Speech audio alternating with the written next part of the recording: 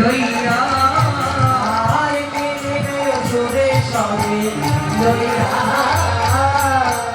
সঙ্গে থেকো মলয় দাদার সঙ্গে থেকো সঙ্গ যেন কেউ ছিল না মলয় দাদার সঙ্গে থেকো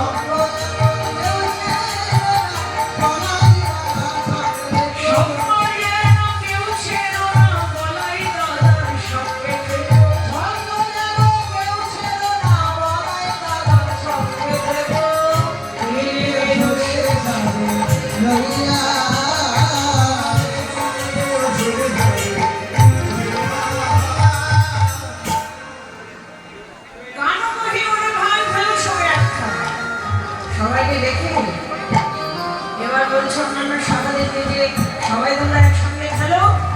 সব খেলো বলছে এক মনে নয়, এক একজন এক এক মনে গেছে, যারা দূর দূর মনে গেল আমি তাদের দেখে আসি। ততক্ষণ তোমরা দাদার সঙ্গে থাকো। যাবেন তো একা গেলে হবে না, যাকে তাকে নিলেও হবে না, সবাইকে সঙ্গে নিয়ে কাঁধে কাঁধে দুইজন পিতারা কারা শিশু কৌশল নিয়ে জিয়া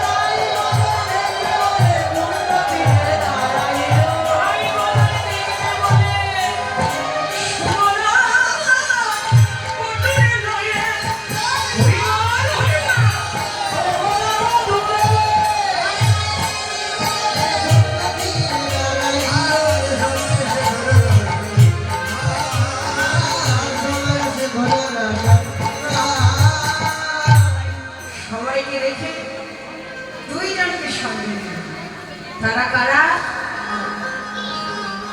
এখন সুবল, সুবলকে তো নিতেই হবে। সুবল হলেন গোবিন্দের একেবারে অন্তরঙ্গ সখা। আরো একজনকে সঙ্গে নিয়েছেন, সেকে গোবিন্দের আর একটা প্রিয় সখা, যার নাম হলো মধুমঙ্গল। এই মধুমঙ্গলের ডাক নাম হলো বধূ। দুজন সখাকে সঙ্গে নিয়ে আমার গোবিন্দ রাধা পুত্রের তীরে এসে দাঁড়ালেন।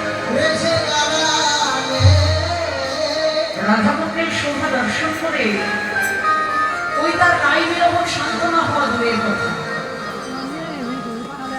বিরহ যেন আরো জীবন দিয়ে যায়।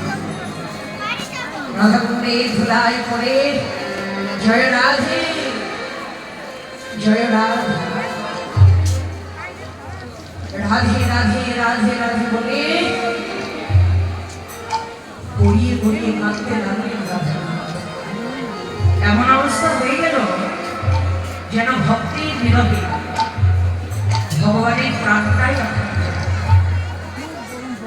রাধা কুণ্ডের ধুলার মাঝে অজ্ঞান হয়ে পড়ে আছেন রাধা। জটিলা মন্দিরে রাধারানী, তিনিও কি আর ভালো আছে? সকালবেলা গমন বস্তু দর্শনের পর থেকে